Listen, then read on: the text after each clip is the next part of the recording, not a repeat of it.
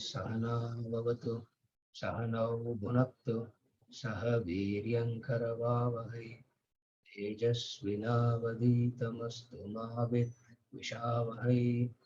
Om Shanti.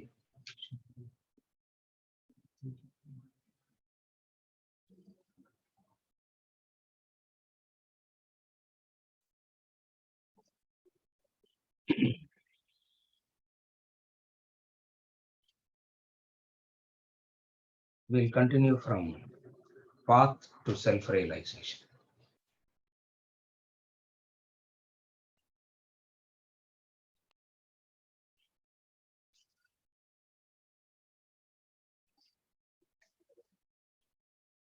Path to self-realization. Yoga in Sanskrit means to unite. The implication is that you have separated from the self, your divine being. All attempts to unite with the self, to merge with the divinity in you is termed yoga. When you use your physical body for attaining the self, you follow the path of action known as karma yoga. Likewise, when you employ the mind for the purpose, it is the path of devotion, bhakti yoga. And with the use of the intellect, the path of knowledge, jnana yoga. These three paths lead you through renunciation and concentration to meditation. And through meditation, you gain spiritual enlightenment, the state of Godhood.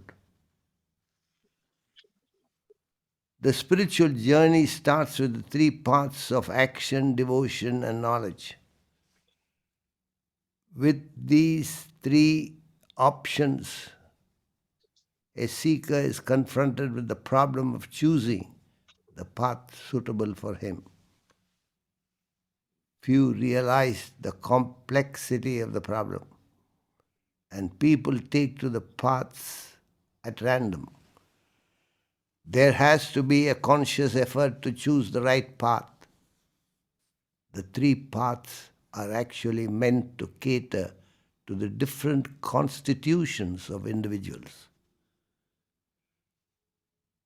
The human race falls under three broad classifications: the active, the devotional, and the intellectual. The active one needs to take to the path of action, the devotional to the path of devotion, and the intellectual the path of knowledge. However, in practical life, none is wholly active or wholly devotional or wholly intellectual. Every human being has a definite proportion of each of the three classifications. A seeker needs initially to study, analyze, and determine the percentage of the active, devotional, and intellectual natures within him, and then proportionately administer the disciplines of action, devotion, and knowledge. With such proportional administration, based on his combined natures, his progress in the spiritual path is assured.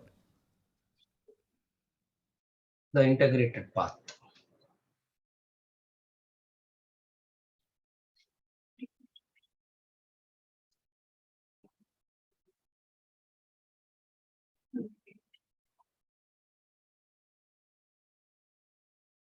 The integrated path. The three yogas prescribe the technique for the individual ego to merge with the Supreme Godhead. The path of action for the body, path of devotion for the mind, path of knowledge for the intellect. Following the path of action, the seeker fixes his intellect on the ultimate ideal of self-realization without letting the mind and body slip away from the path set for the purpose. Thus, all through his activities, he maintains the constant thought of divinity. In the path of devotion, the concept of devotion implies surrender. One must learn to surrender to the areas of ignorance. If you do not know medicine, you surrender to a doctor.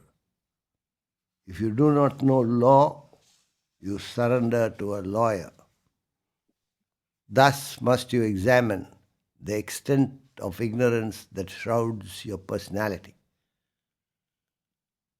To cite a few examples, the day you're born, mother's milk is programmed for your sustenance, oxygen supply assured all through your life,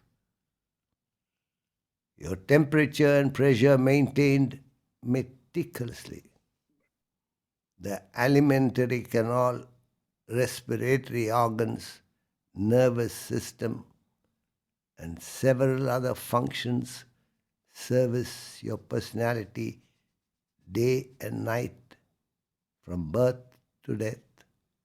The origin of all these and countless others is unknown to you.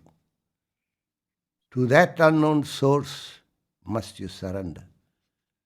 That sense of obeisance, veneration, adoration is devotion to God. The path of knowledge provides the answers to the mystery of life and the world. Through study, reflection, and contemplation on the eternal truths provided in the scripture, you then begin to understand what in life is permanent and impermanent, eternal and ephemeral, real and unreal. This path helps you develop the awareness of Brahman, that one reality in the kaleidoscopic patterns of life. Recognize the unity in the diversity, the one self pulsating in all beings. Develop an awareness of the divinity that pervades everywhere. To help you achieve this, ensure study of the scripture daily in the early hours of the morning. With the integrated spiritual practice, the seeker's desires are erased. Consequently, his mind withdraws from the affairs of the world and focuses its concentration upon the self within. He is then qualified to plunge into meditation, which is single-pointed concentration upon the self, to the exclusion of all other thought. And through sustained meditation, he reaches the ultimate state of self-realization, God realization.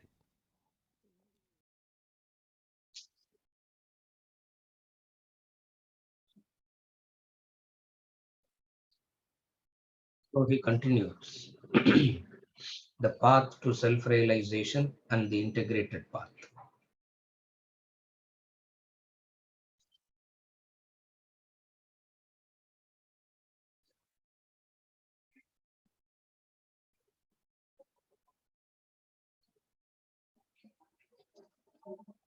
Very difficult to bring in the thought of reality in life.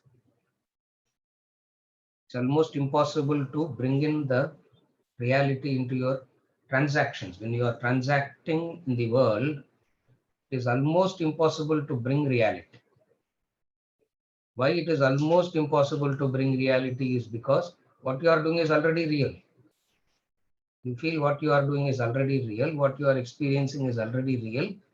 What else is there to bring about? What more can you bring about? At the most, you may be interested in making it better. At the most, if things are not going your way, you may try to make it go your way. If it is going in your way, you will want it more. That's all. These are the two things that happens always. If things are not going in your way, you want to make it.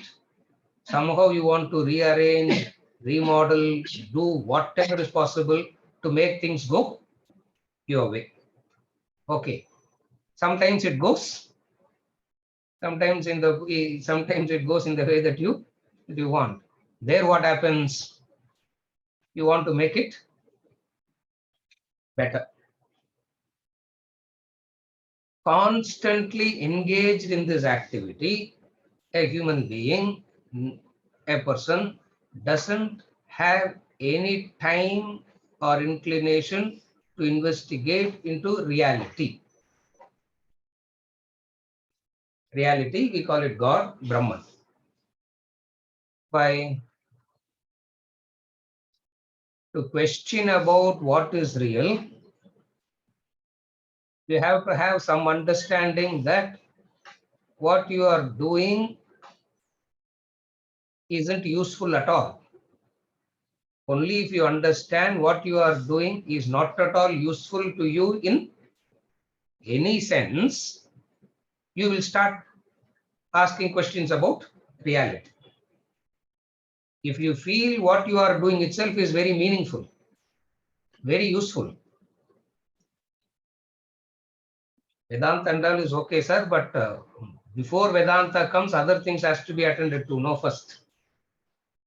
Therefore, attending to the other things becomes important. And what are the other things that you attend to? Leaving the reality, you attend to your body, you attend to your mind, you attend to your intellect. All the time attending to the body, the mind, the intellect. He says, you cannot do anything different from attending to body, mind, and intellect. You cannot do the fourth thing. Why you cannot do the fourth thing? Because you have only these three. Since you have only these three and you have to attend only to them, use the body actions differently. Use the mind emotions differently. Use the process of gaining knowledge differently. This different usage of body, mind, and intellect is called karma, bhakti, and jnana. First, you have to understand the instruments that you are going to use is the same as you are already using it. You are already using some instruments. What are the instruments that you are already using? The body, the mind, the intellect is what you are already using. In the spiritual path, you can't use anything.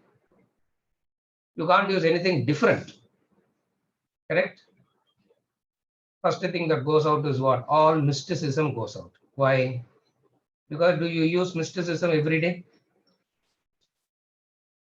Will you just sit in front of the, will you just sit in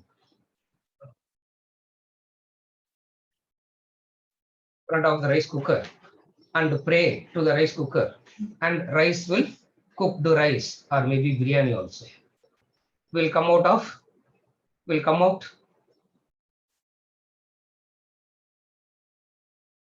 If anybody is into this kind of mysticism and all, what would you call it as in the day-to-day life? If a person is doing that in the day-to-day life, what would you call that as? You won't call it as mysticism, you call it as hallucination.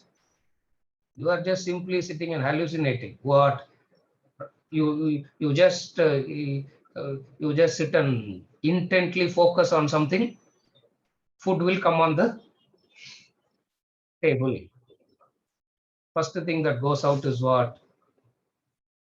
There is no mystical, supernatural thing at all because you don't use it anyway. You use only your body, for actions, mind for emotions, and intellect for knowledge.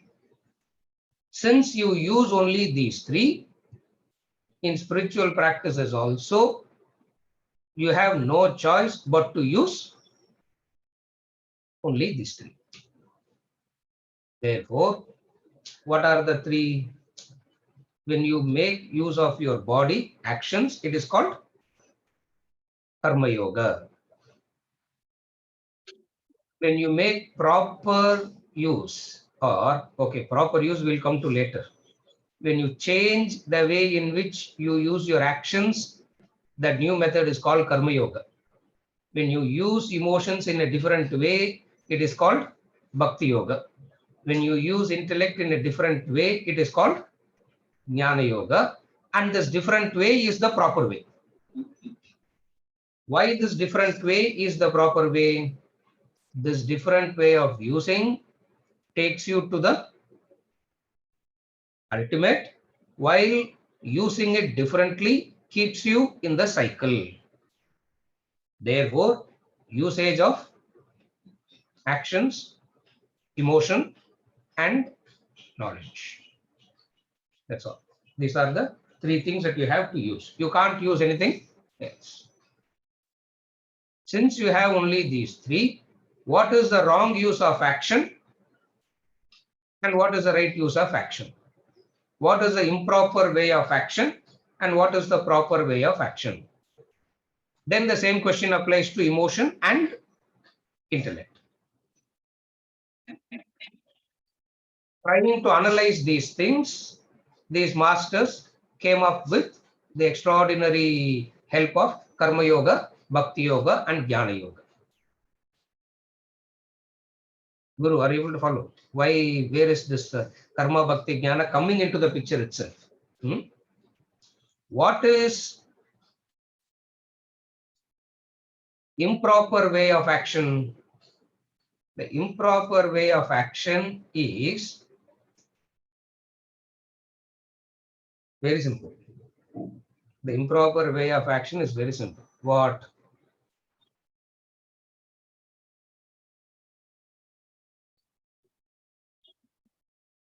The means and the end.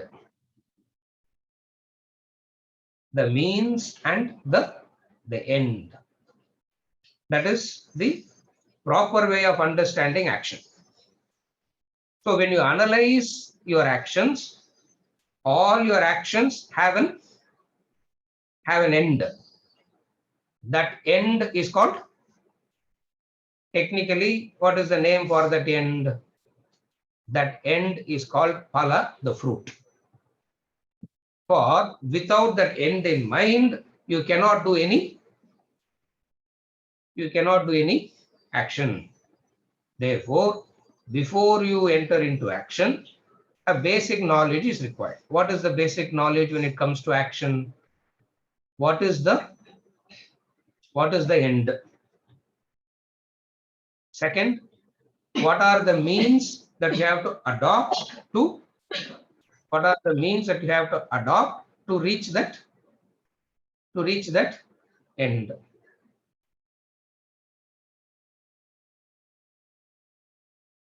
Are you okay till now? It's very simple. It's very simple. Class local is simple. Putting it into practice and all is not that simple. But just to give a discourse is very, very simple. And we have taken the easier job. Yeah. The difficult job is left to you. Practice. Yeah. The difficult job is left to you to practice. The easy job of giving a discourse, self-appointed. Yeah. It's easy. So, first thing about action is clarity. What is clarity? What is the end and what is the means? This is the end. You say this is the end. Then the question comes. You get it. You say this is the end. You get it. What should have happened the moment you say this is the end, and if you get it, what should have happened? Anybody? Suma type பண்ணுங்க. What should have happened? Having gotten the end. Any word you can use. Yeah. Satiation, contentment, satisfaction, fulfillment. You realize what the end is God. Having gotten that end has made you to search for something else. It means right through you are acting not knowing what the end is. Right through you are acting not knowing what the end is. So since you are acting all the time and you cannot escape action, first thing that you got to understand is what is the end.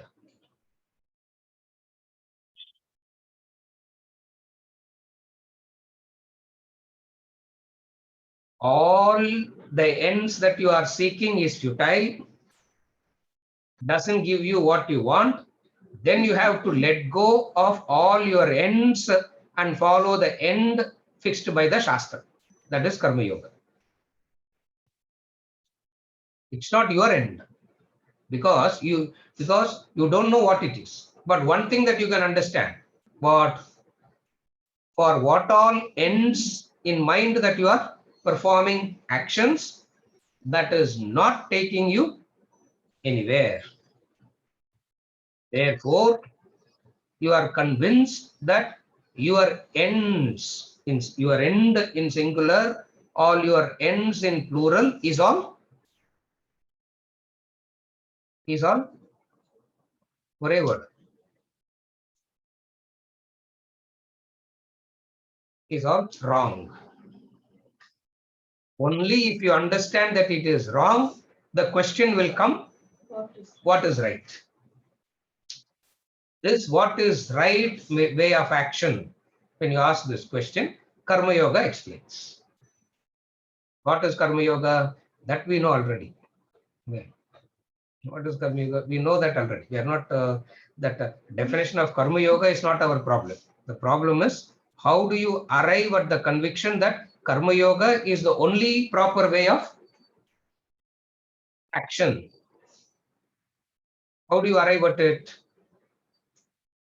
By understanding that you are doing some action with an end. End can be singular or end can be plural. As soon as you get it, as soon as you reach it, what happens? Like the horizon, it shifts back, it shifts back, it shifts back. Therefore, your action is not wrong. The end is the end. You are acting towards an end. That end is wrong. Therefore, your actions are also going wrong. Since the end is wrong, the actions are also going wrong. If the end is right, actions will be right. Who fixes the end? Shastra says this is the end. Then you look at the Shastra and say, who are you to fix it? Who are you? Don't I have the freedom? Don't I have the freedom to exercise my choice? Who are you to say this? Who are you to say to fix the end? Since I am doing, I should fix the end. Who are you to do that? Am I a slave of the Shastras that I have to follow whatever they say? Shastra says, no, you don't have to be my slave and all. If you have chosen to be my slave, you have evolved to a very great height. If you have chosen to be, if you chosen to have Shraddha in me, Shastra is saying, me na Shastra, not me. Yeah, Shastra. Shraddhavan labate jnanam. You would have attained to the great heights. Therefore, don't worry about having Shraddha now. Consider what is being said. That consideration of your means and end and what is the result of it.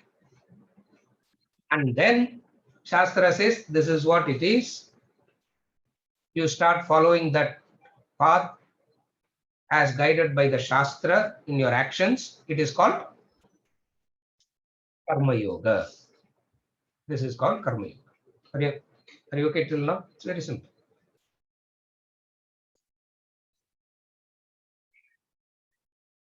It means the problem is not in not knowing what Karma Yoga is. The problem is in knowing how your current ends are all complicating the actions and leading to this state. This is what you have to understand as far as the current analysis is concerned. Technically, it is called sadhana sadhya sambandha. Analysis of means and the end. For action always has an end. What Shastra says, if action has an end, it means action has a beginning also, isn't it? The end is to study Vedanta. We all meet here. For what we all meet here, online, offline, halfway, in between also. Sometime offline, sometime online, I don't know. This action has a end. What is the end? To study Vedanta. The fact that we have this goal in mind,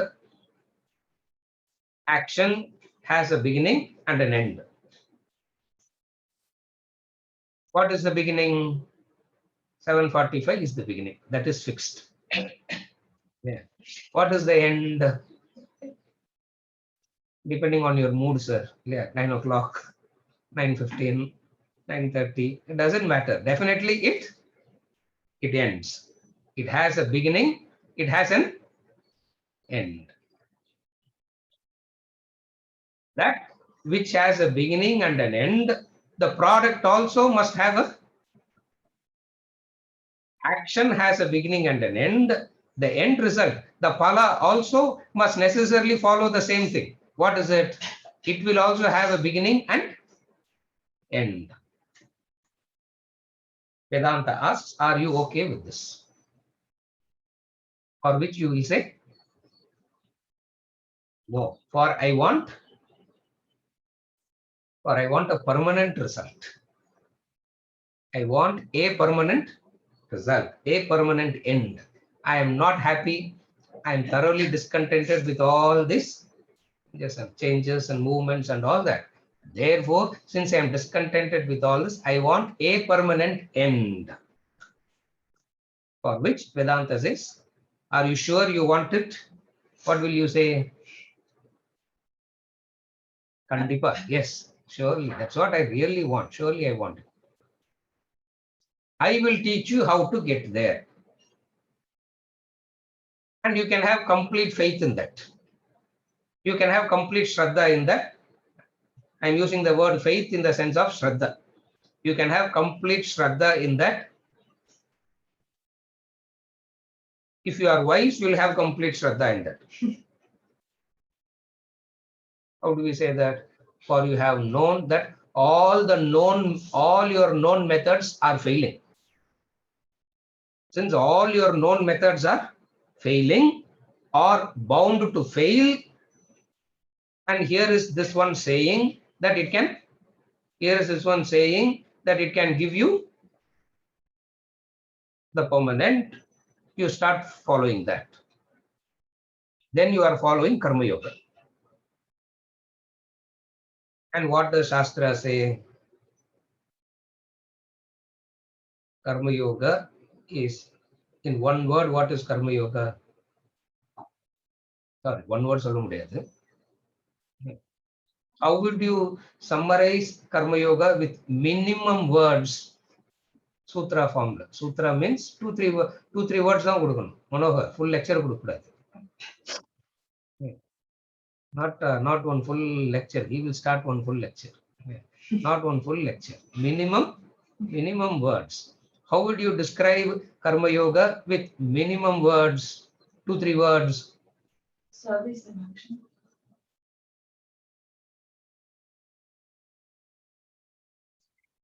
Very unfair, no, to keep asking questions like this, because you are all giving an answer and I don't even hear what your answers are. Venkat, don't unmute anybody, yeah? Venkat, don't unmute. They're mute. Let everybody be in mute only. Selfless, sacrificial actions. Service in action. Service in action. Karma pala tyagam. Mala Venkatesan. Super. That's all. Karma pala tyagam. Renouncing the fruit of action. Such a difficult method of action. Why? Because we have already started by saying all actions will have a pala, and once you renounce the pala, there will not be any. Once you renounce the pala, the action itself stops. How do you continue the action and yet not be interested in the fruit? Karma pala tyagam. Correct.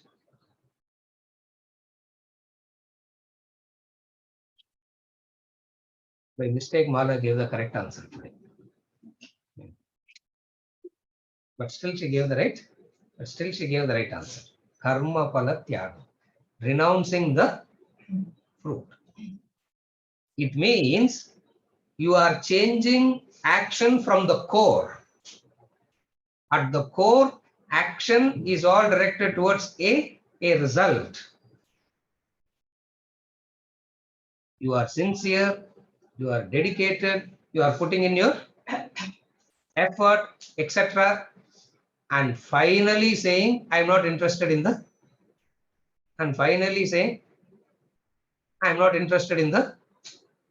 result. That way of action is called karma yoga. Okay. What happens if you act like that? What happens if you act like that? There is a very big inner shift that is happening in you. What is the inner shift that is happening in you? Your dependency to the fruit has shifted. So karma yoga is. Karma yoga shifts your mental dependency on the fruit. Itself means you have reached a very good level of growth. Are you able to follow? So by renouncing the fruit of the action and continuing to act, there is a inner change, drastic, complete U-turn inside. What is it? You are acting for the sake of the result drops. You are acting for the sake of the result only drops. When your interest in the result drops, what happens? You are no more interested in the world. When you are no more interested in the world, your attention will be on the higher. Therefore, Karma Yoga teaches you the technique of how to bring attention to the higher. How to bring attention to the higher, not by saying focus on the higher, by saying do not be focused on the result. Manyevadikaraste mapaleshu sadachana ma karma pala heturbuhu mate sangostva karmani. Inaction is impossible, Arjuna. Akarmani, you cannot be inactive. It's okay, that is gone. Then what else can you do? You need not be worried about the result. It's not that not worrying about the result. You are simply disinterested in the result.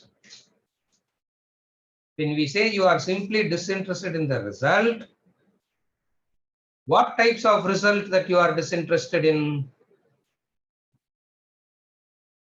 That we know already. What type of result that you are disinterested in all the four types? In all the 4 types, you are disinterested. What are the 4 types of result? Exactly, more than, less than. Exactly, different from. more, less, opposite. You may get more than what you want. You may get exactly what you want. You may get less than what you want. You may get the opposite of what you want. Irrespective of this, irrespective of what you get, you are disinterested in all the 4. When we say you are not worried about the result of the action, means you are completely disinterested in all the 4. Then why act, sir? This is the normal. Then why? Then why perform action at all? Then why perform action at all?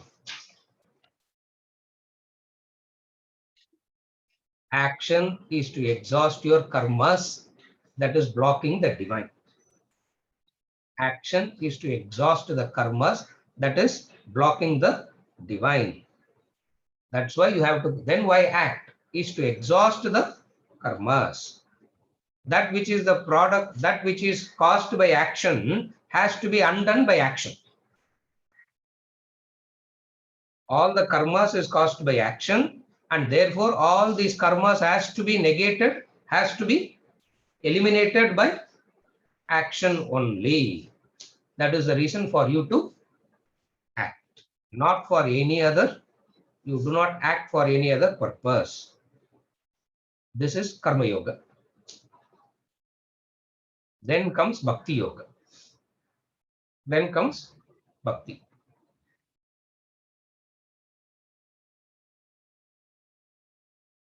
Bhakti Yoga is related to emotions.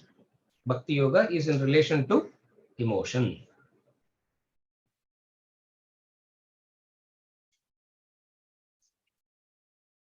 Emotion has a root. Shifting the root is Bhakti. Emotion has a root. What is the root? The root is, the root is, what is the root of all the emotions now? The springboard of all emotions now? I. Shifting from I to you is Bhakti. Shifting the root of emotion from I to you is called Bhakti. Very simple. I means what? Wherever you go, whatever you do, your attention is upon your attention is upon yourself only, isn't it? Everybody believes that they are the center of the planet. Everybody believes that they are the center of this planet. And rest are all only focused on you. Everybody has their own centers like that. Who is focused on whom? Who is interested in whom? Nobody is interested in anybody except self-interest. Why? Because everybody is centered on themselves. Who is interested in the other? If at all, if appears to be interested in the other, that interest is called, what is that interest called? It's not called love, it's called attachment. Why? Because they are pampering your center. They are pampering you, they are catering to you in the way that you want. Therefore, the center never goes out of you. This is the wrong use of emotion. What is the proper use of emotion? Shift from the I to you. Shift from I to you.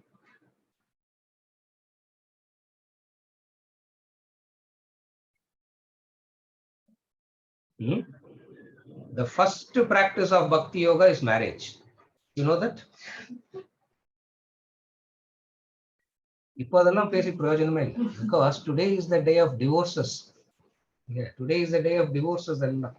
So it is futile talking all this. Practice of Bhakti Yoga is marriage. How? One person you have to accommodate. One person you have to accommodate. Sacrificing your things. But sir, that person has to be the best person, no? If that person is best, I will be in. But if that person is that person sitting next to me, Bhavna. Huh? If that person is, if this is that person sitting next to me, what can I do? Are you able to follow? Bhakti says, shift the attention from just shifting the emotion from you to the just ability to accommodate one person. Very difficult to do that. Very difficult to do that. Why? Because wherever you go, the attention is upon. You want to be the center of. You want to be the center. You do so many things to be the center, isn't it? Even the dress that I wear also has to be attractive, no? So I have to be in the center of attention. I have to look good. I have to appear good. I have to do good. Why? Why so much of emphasis on all this? Because wherever you go, everybody must look at you. Are you okay till now? Are you okay till now? Imagine everybody is doing that. What will be the relationship between human beings? Not imagine. The reality is everybody is doing that. What will be the quality of relationship when these two individuals meet? What will be the quality of the relationship when these two individuals meet? The quality will be very poor. The quality will be very poor. Now, what is Bhakti Yoga? Bhakti Yoga is shifting the focus from I to you. Whoever that you is doesn't matter. It is you. That's all. Not anymore me. That is Bhakti Yoga. What is Jnana Yoga?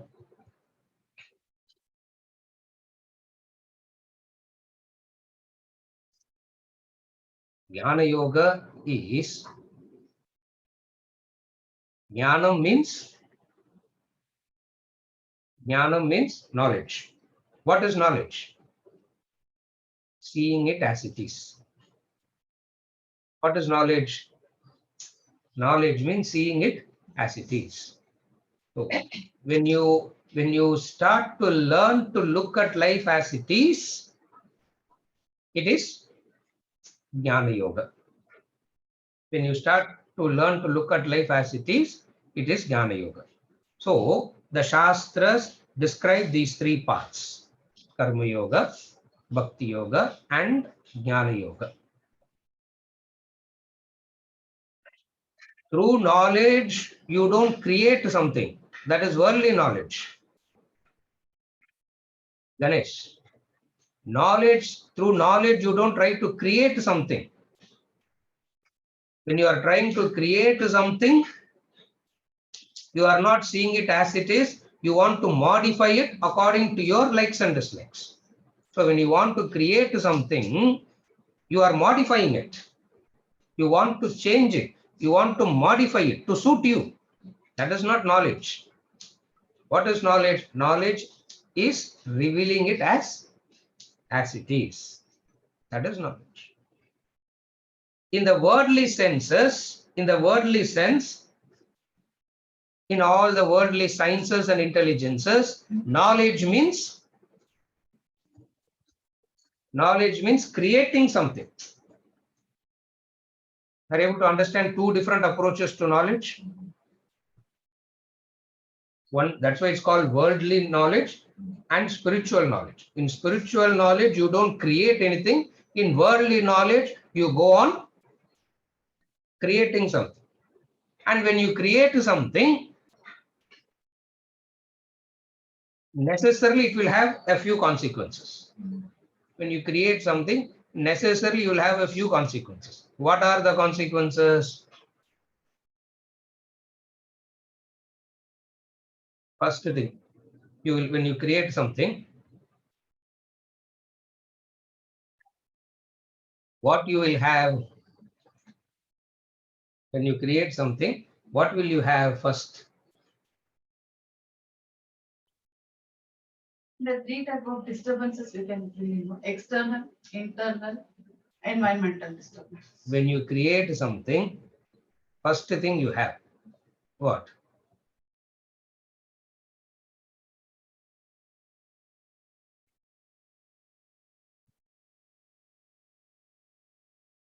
Attachment, arrogance, I did it. All Shankaracharyas here. All Shankaracharyas and Ramana Maharshi answers only. When you create something,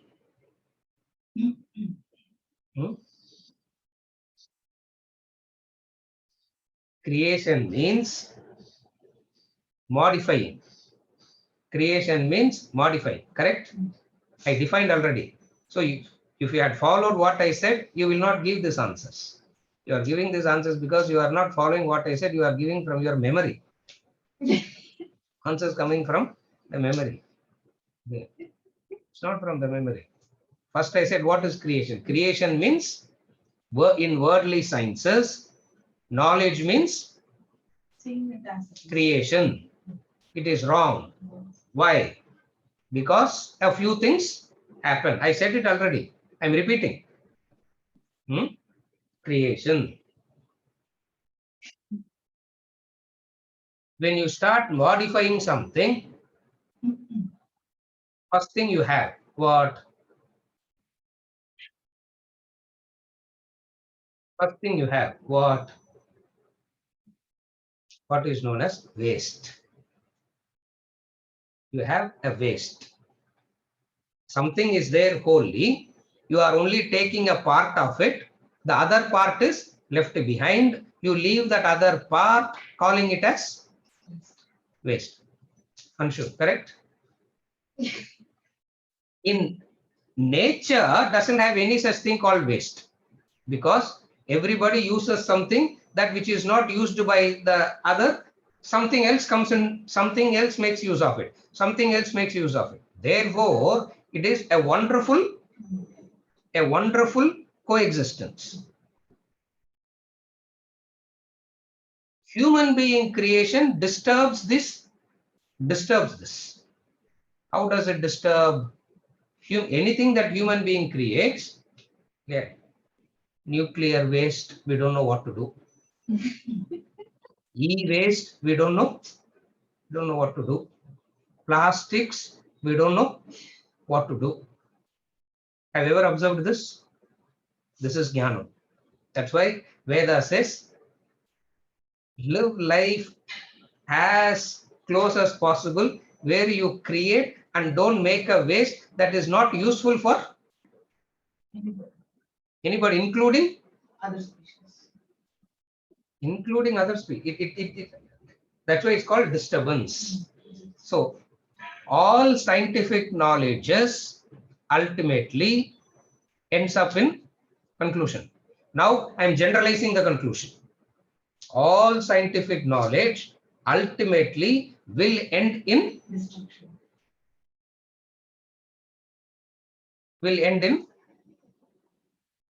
Destruction, disharmony, destruction, Three types of destructions. destructions.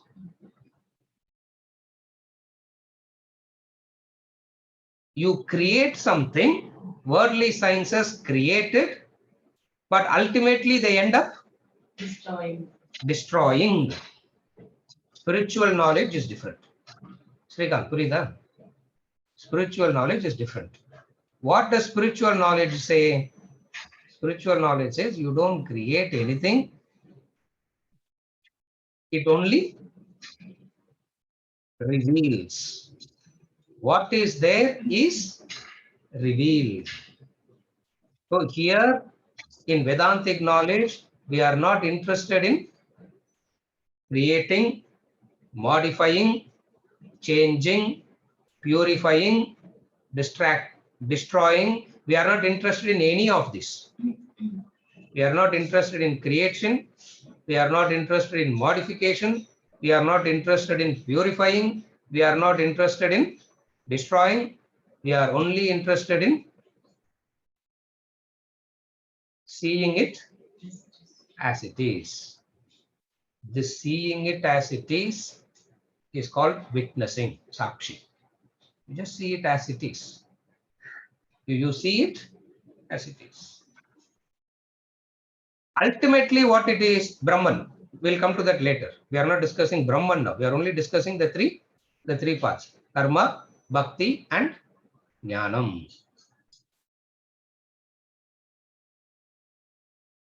Does that mean all scientific things are wrong, sir? You have to do the wrong thing to understand it as wrong so that you can come to the right thing. It is wrong only. That's it. It is wrong. Why it is wrong? Why it is wrong? But how can you be so ungrateful, sir? Beneficiary of all those, and how can you call it as wrong? It is wrong because knowledge, you want to gain knowledge for what? So that you understand it as it is and have a right relationship. If you want knowledge for wealth, all the richest people should not send their children to education. Even the richest person wants his children to get educated. It means there is a purpose for education. What is the purpose for education? The purpose for education is to see things as they are so that you can relate to them rightly. That is the purpose. Correct? The purpose of education is what? To see it. The children, all parents are so protective over the little children, the infants. Why are they so protective over the infants? They don't see it as it is. They see it very differently. How? Anybody gives a chocolate, the child will fall for it, isn't it? Teenage, anybody says I love you, fall for it. Yeah, correct? Anybody on the roadside says I love you is enough. The person will fall for it. And then butterflies will fly. Yeah. Songs will start. And finally heart will break. And finally heart will break. Sure. Why today class is very pessimistic, sir? Okay. Yeah. Why from the beginning you are being very, say something very positive also. No? Now we are going to start that. What is knowledge? What should be the purpose of knowledge? That even the richest person wants, the poorer wants to get educated. The richer, the richest also. Why? Because knowledge is the most essential aspect of human beings' life. Knowledge, the most essential aspect of human beings' life is knowledge. And what is knowledge? Knowledge should do only one thing to you. What is that the knowledge is supposed to do? Should reveal it as it is. When it is revealed as it is easy for you to relate. If it is covered by layers and layers and layers, you really do not know how to assess, how to relate. One may smile and smile and smile and it be a villain. You do not know whether that person is, whether in that smile lies your welfare or in that smile lies your destruction. You do not know. You need knowledge.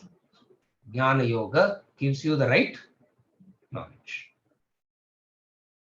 Human being has to take care of knowledge part. Human beings has to take care of the emotion part. the human beings has to take care of the action part. This proper taking care of the action, emotion, and knowledge is called karma, bhakti, jnana yogas. The technical term is karma, bhakti, jnana yogas.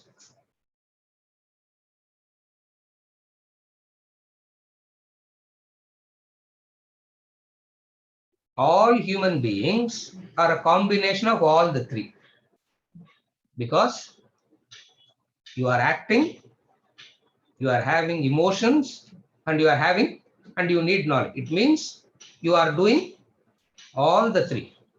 Since all the three are there, you got to attend to all the three. This is called integrated path. It's not that they are integrating. You are already doing all these three. Since you are already doing all these three has to be attended to. It is such an extraordinary way of helping humanity. They are not imposing anything new. Vedanta doesn't impose anything new at all. It is there and it just reveals it. What are you doing? What does a human being do, Aparna? Action, emotion, knowledge. You can't have only one and ignore the other two. You can't do only one and ignore the other two. The biggest mistake is people ignore. People ignore. One will be highlighted and other two will be called as inferior, wrong. Somebody will come and say Jnana Yoga alone. Somebody will come and say Bhakti Yoga alone. Somebody will come and say Karma Yoga alone. Vedanta says all these three must go together. All these three must go together. The integrated path. What is the integrated path? Upanishad gives it in a form of a simple story. Upanishad gives it in a form of a simple story, and extraordinary is that story. All the integrated path is taken from that story. The story of the blind person and the lame person escaping forest fire. That's the story. One of the simple, and all Upanishadic stories are simple stories only. Yeah. If anything is made simple, means so much of effort has gone into it. If something is made simple, so much of effort has gone into it. And what is the story? What is the integrated path? The integrated path is the story of how the blind person and the lame person escapes the forest fire. Does anybody know that story? Okay, who doesn't know that story?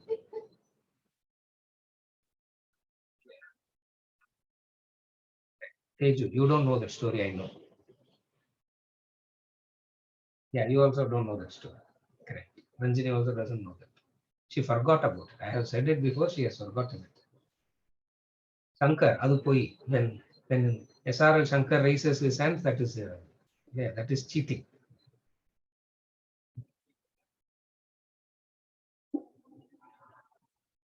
A lame person and a blind person is caught in the middle of the forest fire. They are caught in the middle of the forest fire. How will they escape? How will they escape? By themselves, they cannot escape. By themselves, they cannot escape. How did they escape? 4 sentences, that stories. It's only 4 sentences, that stories. How did they escape? The lame person sat on the shoulders of the blind person. Because the blind person can't see but can walk. The lame person can see but cannot walk. Are you able to follow? Huh? The lame person can see but he cannot walk. The blind person can walk, but he cannot see. So what they did, they said, let us combine, let us work together. Instruments says, let us work together. What is working together? The blind person told the lame person, sit on my shoulders and tell me the direction. Both complementing each other, escaped the forest fire. That's all the stories. That's all the stories. Okay. Beautiful story. Integrated part. It comes in the Upanishad. It comes in the and these Upanishadic stories are beautiful. And what we do, we take up those stories and elaborate it. So all this is an elaboration on that.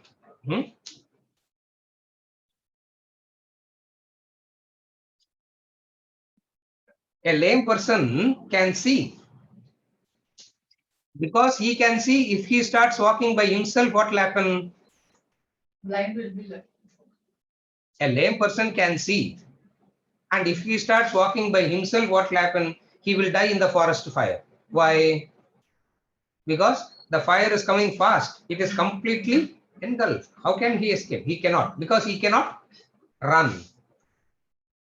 Blind person can run. Blind person can run. Because of blindness, what will happen? Because of his blindness, what will happen? That fellow will run straight into the fire. Because of blindness, this fellow will run straight into the fire.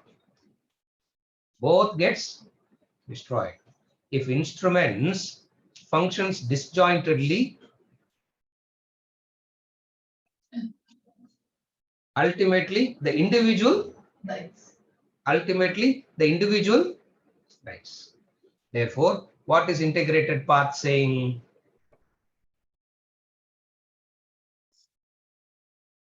Action, emotion, and knowledge must not be in contradiction with each other. All these three must work towards the same goal. That's what integrated path is. Knowledge wise Vedanta, action wise material world. It means actions are moving in one direction, intellect is moving in another. The three are not integrated.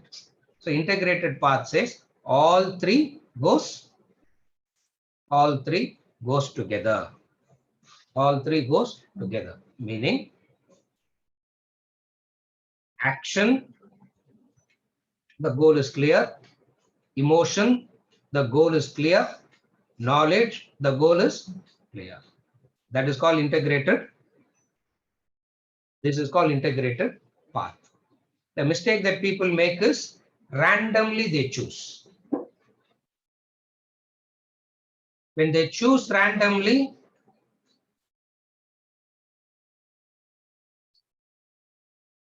they ignore the other, calling the other as wrong. Carefully follow. When Vedanta teaches us, when it talks about Karma Yoga, it highlights Karma Yoga 100%. Doesn't mean Bhakti and Jnanam are ignored. It's called wrong. When it highlights Bhakti 100%. Doesn't mean Karma and Jnanam is wrong. And when it exposes Jnana Yoga, it highlights Jnana Yoga 100%. Doesn't mean Karma and Bhakti is wrong. Sometimes what happens is, when they are highlighting one, some words will be used indicating the others are inferior. Are you able to follow? When Karma Yoga is highlighted, some words will be used. When Bhakti Yoga is highlighted, some words will be used. When Jnana Yoga is highlighted, some words will be used. That's why you need a proper guidance. If you don't have a proper guidance and self-guide, what will happen? those words that are used to glorify will be taken as ultimate. That's why you need a guru who comes and says those words are meant for glorification and give it only that value. This is why you need proper teacher training. Are you able to follow? Some words are meant for glorification. Are you able to understand the difference? Some words are meant for glorification. When something is told to glorify, obviously that word means the other is inferior. Obviously that's the meaning of that word. Vedanta says, no. This is only to explain what that yoga is. Per se, the other two are not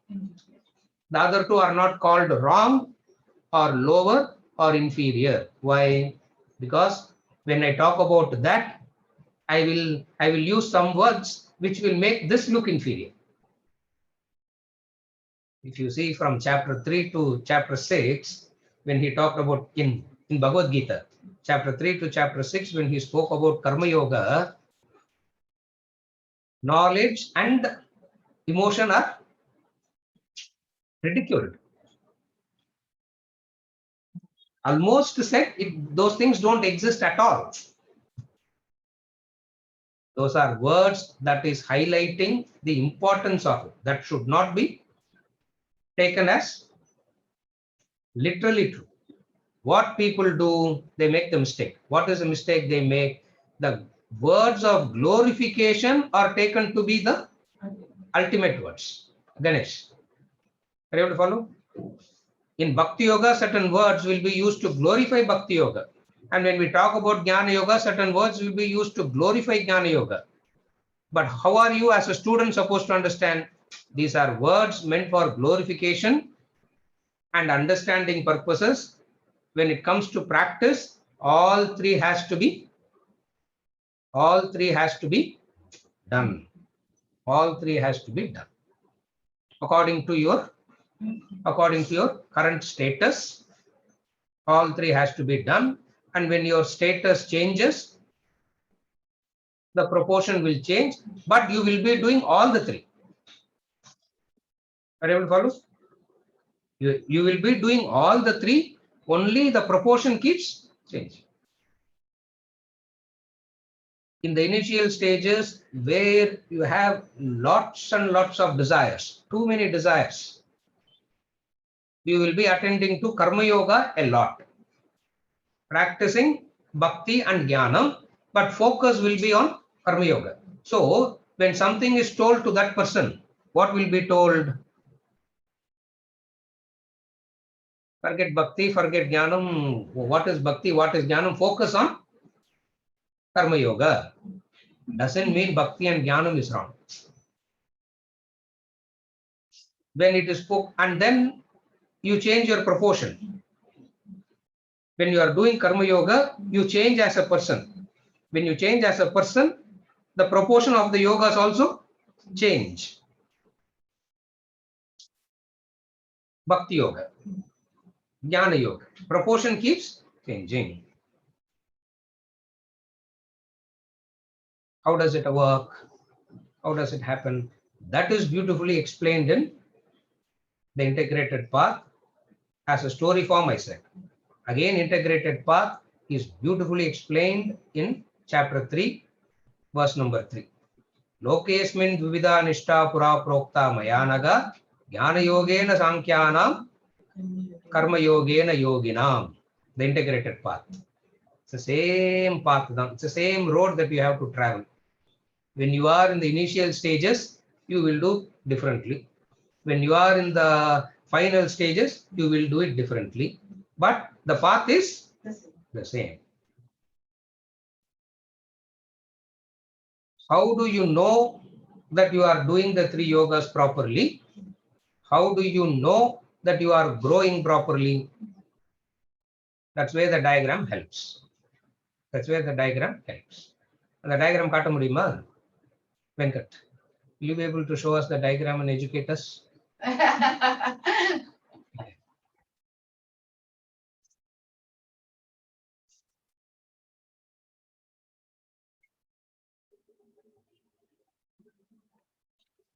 See that. See the diagram.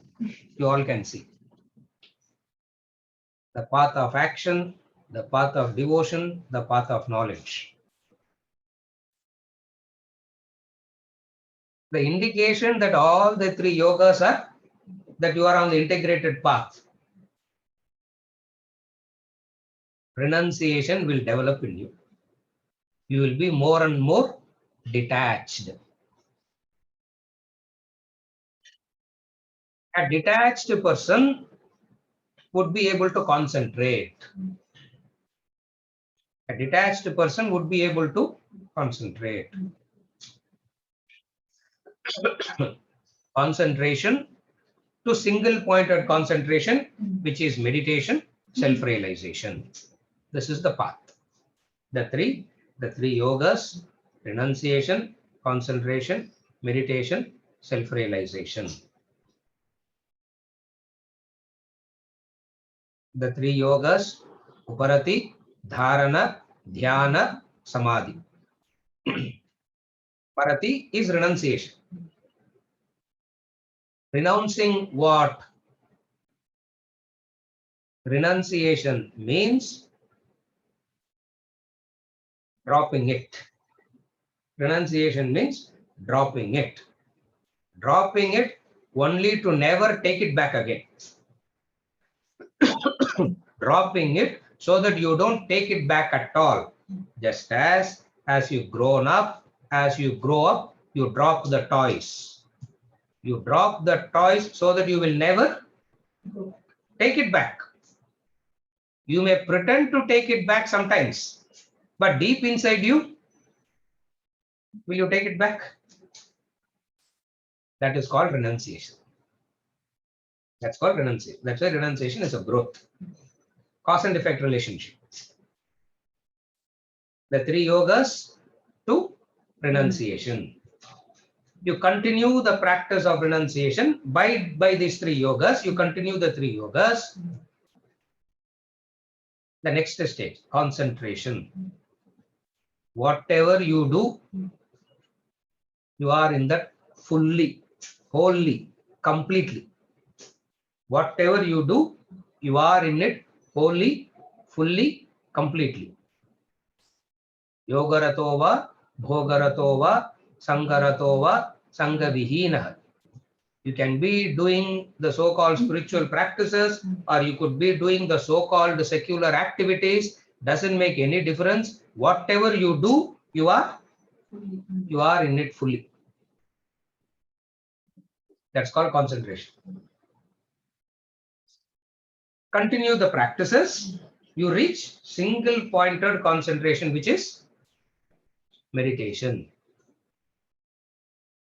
Athoda it stops. Cause and effect relationship, Allah, you bring up to meditation and stop there. Just meditate. What happens? Ma shuchaha, don't worry.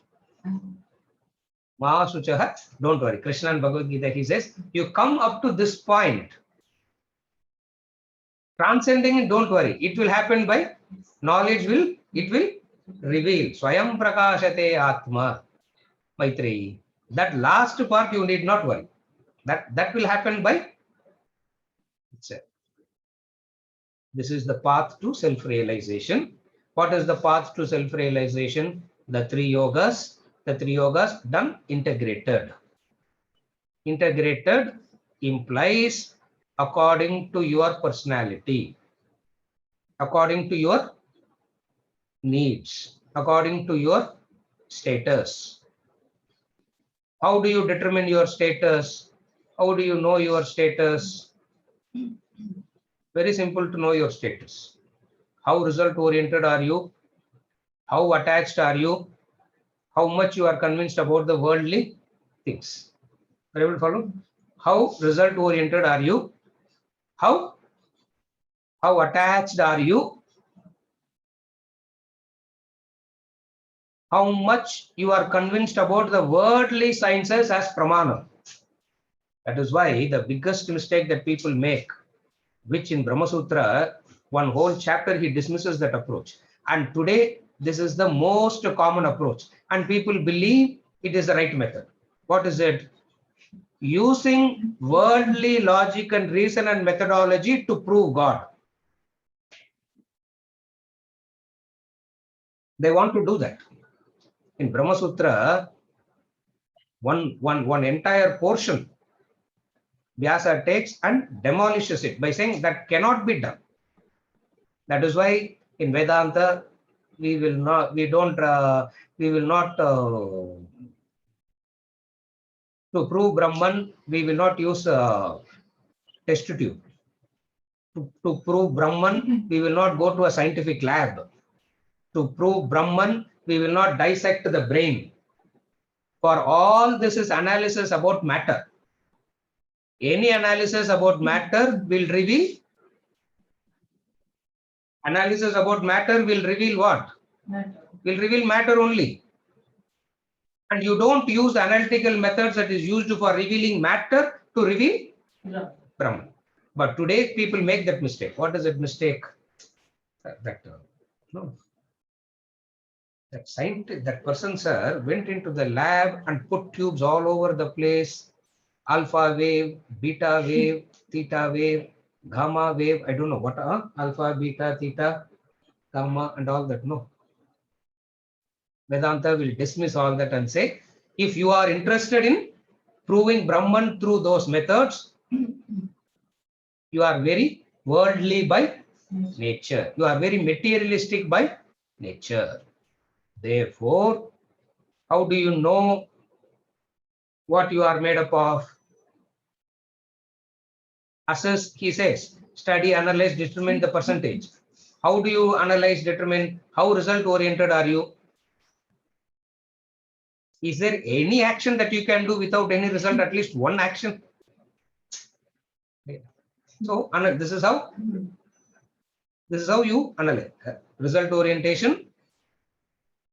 What is the second method? I said attachment. What is the third? Using worldly pramanams as a proof to establish Brahman. We are very scientific, sir. Therefore, what we will use scientific methods, sir. Science deals with matter. Therefore, all the science that can explain only is matter, and that science cannot expose consciousness. Why? Because you don't blame science, because that is not their inquiry. You're able to follow? That's not their inquiry. A scientist will not know how to handle professional jealousy. Correct? A scientist will not know how to handle professional jealousy. A scientist will not know how to handle failures in his project. A scientist will not know how to handle family, relationships. So all his scientific methodology can explain only what it can explain. So you don't take that method because that method is good as far as exposing that is concerned. You don't take that method to expose Brahman. But people are so convinced about worldly knowledges as ultimate knowledge, try to prove Brahman also through worldly knowledges, which we understand it as futile. Therefore, when it comes to knowledge of Brahman, you accept Vedanta as the pramanam. No scientific knowledges. You don't take scientific knowledge as the pramanam to reveal God.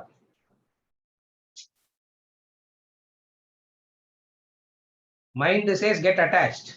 Vedanta says get detached. Action says result illana, I will not act. If I don't get a tangible result, tangible benefit, I will not move a bit. Or I can move even the mountains if you show me a tangible result. All these three Vedanta makes you to drop. Are you able to follow? Karma, Bhakti, and Jnana Yoga, you practice according to your proportion. If your attachment and result orientation is wrong, what you practice? Karma Yoga a lot. Karma Bhakti a lot. Jnana Yogena Karma Yogena Yoginam. in the initial stages where your result orientations and attachments are very high, practice Karma Yoga. Karma Yoga means Karma Bhakti. A lot, and Jnanam, 1 hour of study. That's what is recommending in this book also. 1 hour of study.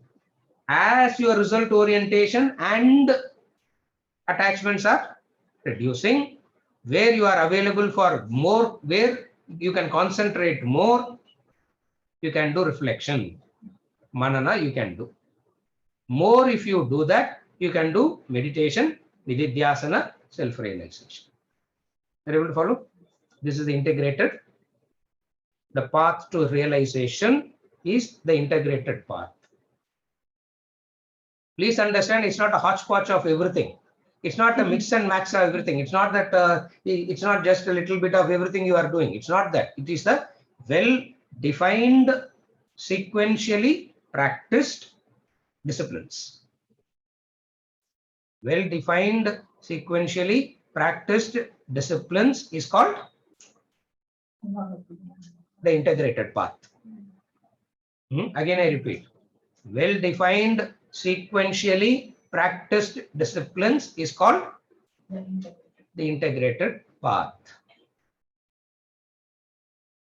With this, we conclude these two topics, path to self-realization and integrated path.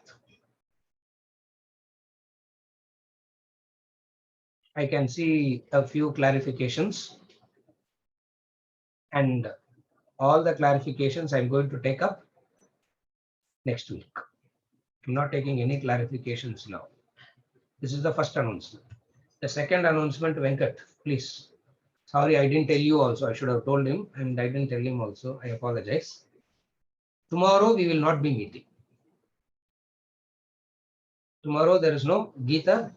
We meet at 7:45 Sunday morning Gita session. We will not be meeting tomorrow. And we continue the clarifications on this path to self-realization, integrated path clarifications. We will take up first, and then we will move on to the 3 temperaments. The last topic is the 3 temperaments, but we will take up the clarifications first. And whoever has any clarifications on this, please post it. We will take up those clarifications, and then I will move on to the 3 temperaments next Saturday. And tomorrow we are not meeting, but you can continue your study. Tomorrow we are not meeting. Now holiday. You can sit and do your study.